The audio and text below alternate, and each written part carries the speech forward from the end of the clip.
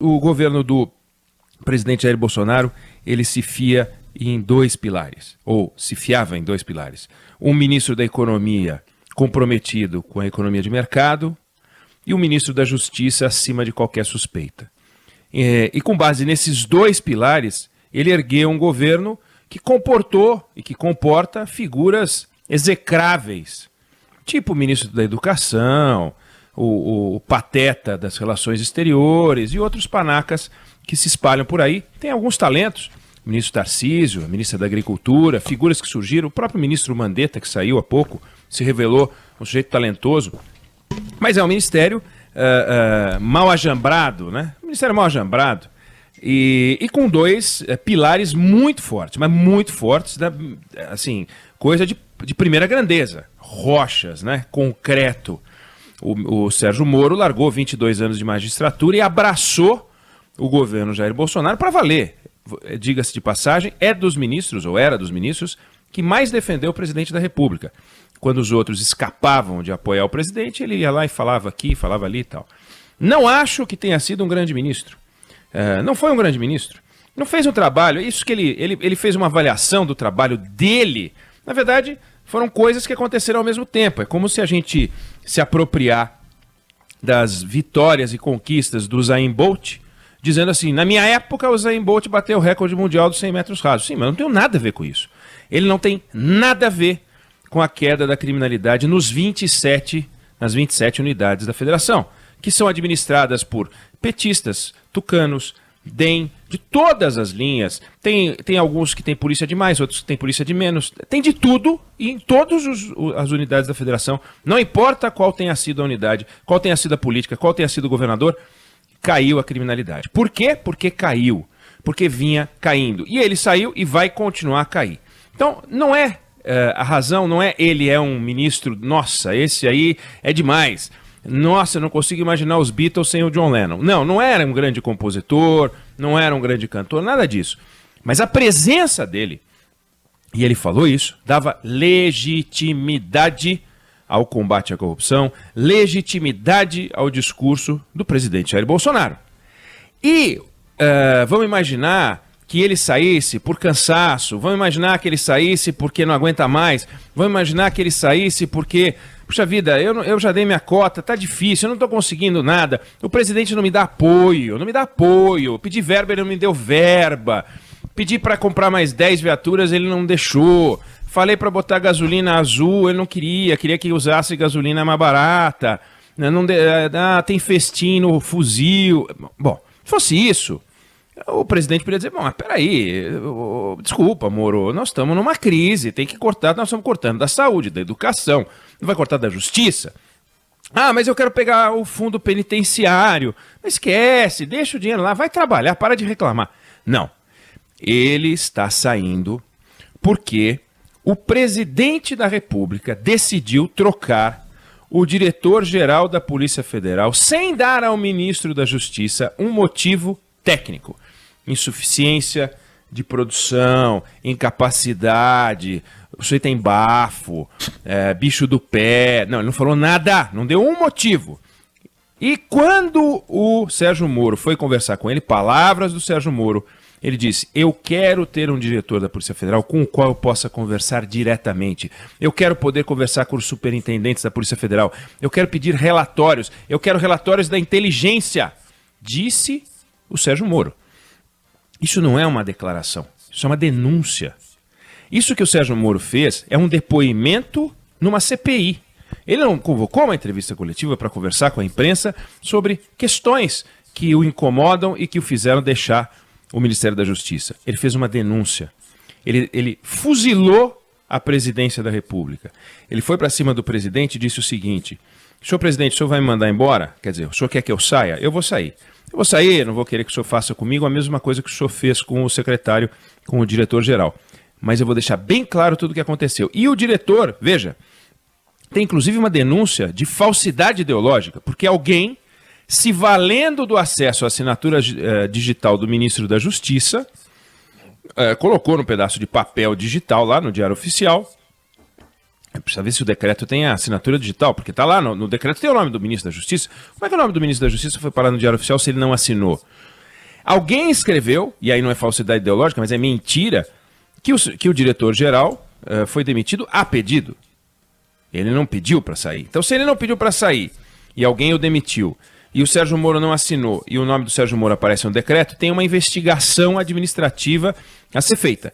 Quem são as autoridades com acesso a chaves de controle que foram capazes de produzir este ato administrativo do qual nem o Sérgio Moro, que assinou a demissão, fez parte, nem o diretor-geral, que teria pedido a demissão e não pediu, fez parte. Então temos uma questão aí. Ao falar o que falou, o Sérgio Moro disparou um processo muito forte, jogou uma bomba dentro do Palácio do Planalto, porque ele está dizendo, o presidente disse, estou preocupado com as investigações em curso no Supremo, a ação em curso no Supremo Tribunal Federal. Ele está preocupado com o andamento de investigações da Polícia Federal. Ele não está preocupado com o IBAMA, ele não está preocupado com a Embrapa, ele não está preocupado com a taxa de juros do Banco Central, ele não está preocupado com o volume de arrecadação da Receita Federal. Ele está preocupado com as investigações da Polícia Federal. Nós estamos falando sobre crimes. Só se preocupa com o que faz a polícia, a mulher do policial que está esperando ele para jantar e o bandido. Mas ninguém. A mulher dizendo, você vai chegar tarde ou vai chegar cedo? Porque essa investigação está demorando demais. Quem é que se preocupa com a investigação que demora demais? Quem mora com o policial, que está na hora de jantar, e o bandido. Porque o policial não para de investigar. E agora nós estamos descobrindo que tem mais um preocupado. Além do policial, a mulher do policial e o bandido, o presidente da República. É isso que disse o ministro Sérgio Moro. E ao dizer o que disse, o Sérgio Moro está fazendo uma denúncia. Ele não está simplesmente dando explicações. Ele está dando explicações que são uma denúncia de interferência política. Interferência política é até uma forma fofa de falar. É bonzinho falar, interferência política. Eu gostaria de indicar alguém ligado ao partido A ou B, não vou falar nenhum partido para também não queimar nenhum, como se os partidos fossem ficar mais queimados. Mas não é isso. A nomeação de um superintendente da Polícia Federal até pode se dar por sugestão de um deputado. Por que não? Agora, a hora que o presidente diz, eu quero ter acesso, ele quer ter acesso à máquina do Estado. Existe uma coisa chamada governo, existe uma coisa chamada Estado. Existem órgãos que são do Estado. O Banco Central é um órgão do Estado brasileiro. Não cabe ao presidente da República, ou a quem quer que seja, nem ao ministro da Economia, ficar telefonando para o presidente do Banco Central e dizer, baixa esse juro aí. Nós já vivemos isso no Brasil. Não cabe ao presidente da República telefonar para o superintendente da Polícia Federal de qualquer estado ou para o diretor-geral da Polícia Federal e fazer qualquer tipo de pergunta. Porque o presidente é o gestor do governo que comanda órgãos de Estado. E esses órgãos de Estado têm vida própria. O controle do Estado é fundamental, porque a hora que a gente deixa o Estado navegar por conta própria, surge um monstro gravíssimo. O monstro da corporação, o monstro que depois você não consegue conter. Nós temos esses monstros para administrar. Existe esse monstro hoje no Ministério Público, existe esse monstro na Polícia Federal. Agora não pode haver o contrário, é aliar-se ao monstro para extrair informações contra inimigos e proteção de aliados. Para que você quer conversar com o superintendente da Polícia Federal? Ou quer perguntar para ele se ele tem uma dica de shopping no Rio, perto da Barra, onde o presidente mora num condomínio, quer informações sobre promoção, tem aí tem um sushi perto de casa, ou milho, que ele gosta de comer milho com os filhos, a gente já viu no domingo. Ou quer pegar informação, me conta aí o que está rolando aí, você está investigando o quê? Me dá a ficha, quem que nós estamos pegando hoje? O que o presidente da República pode querer falar com o superintendente da Polícia Federal? Coisa boa não é. Coisa boa não é. Então, o que o Sérgio Moro fez foi dar um tiro sem precedentes. Olha, nunca antes na história desse país, como disse várias vezes o nosso ex-presidente Lula, nunca antes da história desse país a gente viu algo parecido. A coisa mais parecida com isso que a gente viu foi um interlocutor recente do presidente da República, que no domingo apareceu nas telas das redes sociais, que é o ex-deputado Roberto Jefferson, fazendo uma denúncia das más práticas do governo Lula. É um ex-deputado que deu uma entrevista na ocasião, ao jornal Folha de São Paulo, denunciando o governo do PT e tal, fruto da explosão do mensalão. Agora, um ministro de Estado, partir de um ministro de Estado, o ministro da Lava Jato, aquele personagem que passou pelas histórias mais impressionantes dos últimos tempos, que disse que jamais, desde que começou a Lava Jato, nós estamos falando de 2014, governo do PT, nós estamos falando do governo da Dilma e do governo do Temer, que jamais ninguém interferiu na Polícia Federal desde que começou a Lava Jato. Nunca, nunca. Houve uma tentativa, segundo ele, certa vez, que tentaram, não aconteceu, nunca aconteceu. Com a Dilma não aconteceu. Com a Dilma. A Dilma que ficava tentando encanar ar. Ela não encanava com a Polícia Federal. Aí vem o presidente Bolsonaro e encana com a Polícia Federal. Ele disse isso de uma forma muito grave. Ele pediu autonomia para poder nomear todo mundo. Tudo estava bem até a hora que o presidente disse que não queria mais. E o mais interessante, na minha opinião, e depois a gente volta para falar mais sobre esse assunto, naturalmente, mas o mais interessante é quando ele diz, mas presidente, isso é uma interferência política. E o que disse o presidente, segundo o ministro Sérgio Moro, sim, é uma interferência política. É exatamente isso que o senhor está ouvindo. Ele falou isso claramente. A entrevista está aí gravada. Não tem como enrolar. Ele disse, sim, é uma interferência política. É uma interferência política. Seria uma interferência política. E o Bolsonaro disse, seria sim.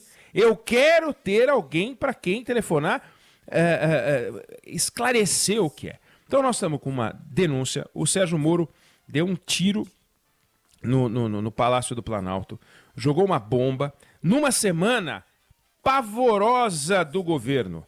Numa semana em que começa o presidente no domingo, a semana começa no domingo, tanto que a segunda chama segunda e não primeira.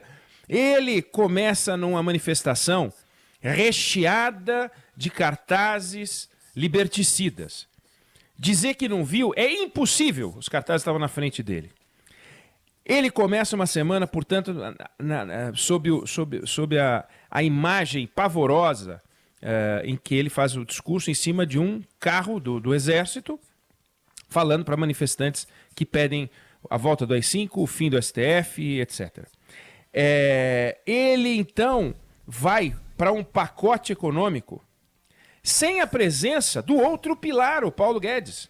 Um pacote econômico chinfrim, que a gente pode chamar de plano pró, blá, blá, Brasil. Chinfrim, não tem nada ali que seja importante ou relevante. Dos 300 bi, 250 já tinham sido anunciados pelo ministro Tarcísio no ano passado.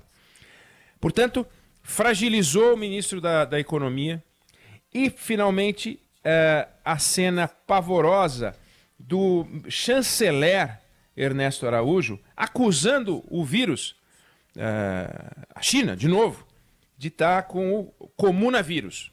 Uma agressão sem precedentes. Dois tipos de pessoas usam camisa de força. Os loucos e os mágicos, para tentar mostrar que saem de qualquer situação. Fico perguntando se o Ernesto Araújo é mágico ao dizer o que disse. É inacreditável o que ele disse. Cada vez mais fica claro que esse personagem não tem tamanho para ser chanceler. Pois uma baixa importante, bolsa caindo, as pessoas atônitas, meio político perplexo, o presidente da República sem saber para onde vai, perdido, tentando encontrar um discurso a favor da cloroquina, sugerindo que as pessoas saiam de casa. Ele parece atormentado. E com esse disparo que vai ter uma consequência política muito séria, podendo ter outras consequências que a gente vai analisar ao longo do dia. Isso não para. E como ele disparou um processo que vai levar a tempos. Assim, o ciclo do vírus que produz a Covid-19 vai acabar e esse episódio vai continuar com gravidade. Governo confrontando o Congresso Nacional, governo e figuras ligadas, os filhos, o 01, o 02, 03, peitando o Supremo Tribunal Federal, o próprio presidente. Olha, é um momento muito ruim quando a gente precisa de harmonia para combater os inimigos que nos escolhem, porque nós não escolhemos a Covid-19, se a gente pudesse, a gente não escolheria Covid nenhuma, nem a 18, nem a 17, nem a 15, nem nenhuma. Pois ela nos escolheu. A gente devia estar unido para combater a Covid-19. Olha que lambança que o presidente aprontou para chegar na sexta-feira e a gente ter que desmontar essa bomba. Quando eu digo a gente, não é nós, jornalistas, não. É o Brasil. O Brasil precisava de paz e nós estamos encontrando um ambiente conflagrado na sexta-feira, 12h05.